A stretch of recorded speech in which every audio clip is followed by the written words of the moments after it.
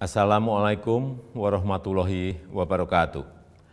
Bapak, Ibu, dan saudara-saudara yang saya hormati, 7 bulan sudah kita bersama-sama menghadapi pandemi ini.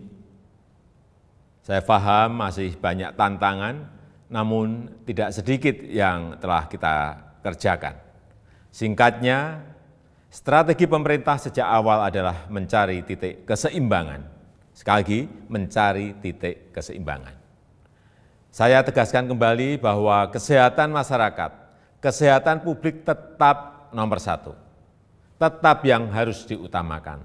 Inilah prioritas, tetapi memprioritaskan kesehatan bukan berarti mengorbankan ekonomi.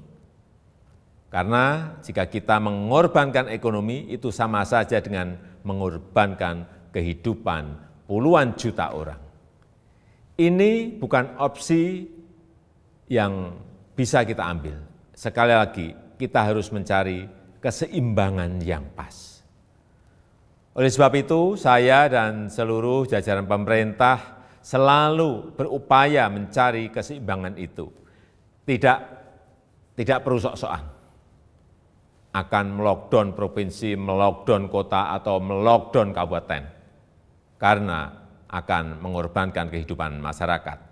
Tapi kita tetap serius mencegah penyebaran wabah supaya tidak meluas. Hasilnya bagaimana? Ini yang terpenting. Mari kita menilai berdasarkan fakta dan data dan bukan berdasarkan kira-kira. Saya bisa mengatakan penanganan COVID-19 di Indonesia tidak buruk, bahkan cukup baik. Maka saya hanya bicara fakta. Dalam jumlah kasus dan jumlah kematian, Indonesia jauh lebih baik ketimbang negara-negara lain dengan jumlah penduduk yang besar. Sebaiknya kalau membandingkan, ya seperti itu. Kalau Indonesia dibandingkan dengan negara-negara kecil yang penduduknya sedikit, tentu perbandingan seperti itu tidak bisa menggambarkan keadaan yang sebenarnya. Dalam hal ekonomi, pencapaian kita juga tidak jelek-jelek amat. Ekonomi kita menurun, ya, betul, itu fakta. Tapi mana ada negara yang tidak menurun ekonominya? Bahkan ada banyak negara lain yang harus memikul beban ekonomi yang jauh lebih parah. Dibandingkan dengan beberapa negara Asia Tenggara lainnya, misalnya, kinerja ekonomi kita masih lebih baik. Sekali lagi, ini fakta. Ini harus kita ambil hikmahnya agar kita juga tetap optimis, dan tidak kehilangan harapan. Sekali lagi, saya tegaskan, kita harus tetap optimis. Bapak, Ibu, saudara-saudara sebangsa dan setanah air, banyak yang telah pemerintah lakukan, banyak sekali macam-macam programnya. Di tengah keterbatasan keuangan negara, saya mengambil risiko untuk mengatasi masalah ini. Angka-angkanya silahkan dilihat sendiri di tampilan yang ada di sini. Berapa ratus triliun yang kita kerahkan untuk mengatasi wabah maupun untuk membantu warga. Kendati demikian, saya juga belum puas. Saya ingin menteri-menteri lebih baik lagi dalam bekerja, mencari program yang lebih tepat sasaran. Semua harus terus kita perbaiki. Masih banyak kerja keras yang perlu kita kerjakan. Kita harus terus melakukan penyesuaian kebijakan, mencari yang lebih baik. Masyarakat jangan ragu untuk melapor. Menteri Dalam Negeri telah saya perintahkan untuk terus mendorong pemerintah daerah membuka keran-keran aduan atau masukan untuk perbaikan kebijakan ke depan. Setelah 7 bulan, banyak yang bisa kita pelajari dari wabah ini. Misalnya, pembatasan sosial.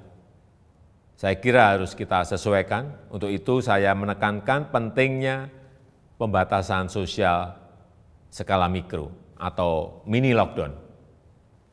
Kita buat lebih terarah, spesifik, fokus, tajam untuk mengatasi masalah COVID, tapi tidak membunuh ekonomi dan kehidupan masyarakat. Ini yang harus kita lakukan. Penyesuaian kebijakan itu jangan dianggap pemerintah mencela-mencela. COVID ini masalah baru. Seluruh dunia juga sama, belum ada negara yang berani mengklaim sudah menemukan solusi yang terbaik. Tiap negara juga berbeda-beda masalahnya, berbeda cara dalam menanganinya. Jadi kita pun harus terus menyesuaikan diri, mencari cara terbaik yang paling cocok dengan situasi kita.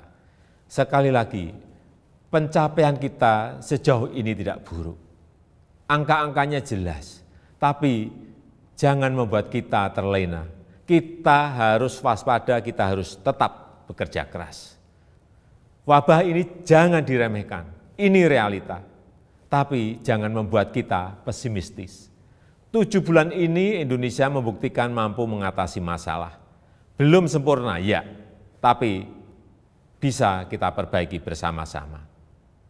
Mengatasi pandemi ini memang sulit, memerlukan kerja keras bersama, dan saya yakin kita akan dapat melakukannya.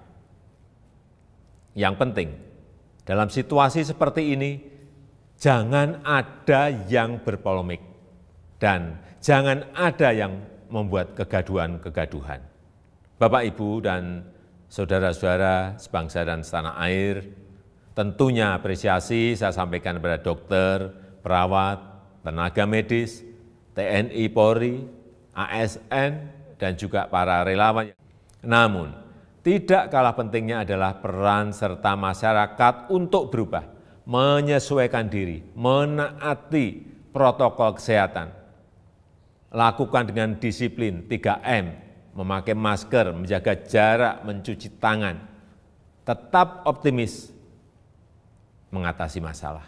Saya percaya jika kita saling melindungi, saling membantu, saling mengingatkan satu sama lain, kita akan mampu melalui masa-masa sulit ini. Semoga Allah SWT, Tuhan yang Maha Kuasa, meridhoi dan memberkati segala upaya yang telah dan akan kita lakukan bersama-sama sehingga dapat keluar dari krisis ini. Terima kasih. Wassalamualaikum warahmatullahi wabarakatuh.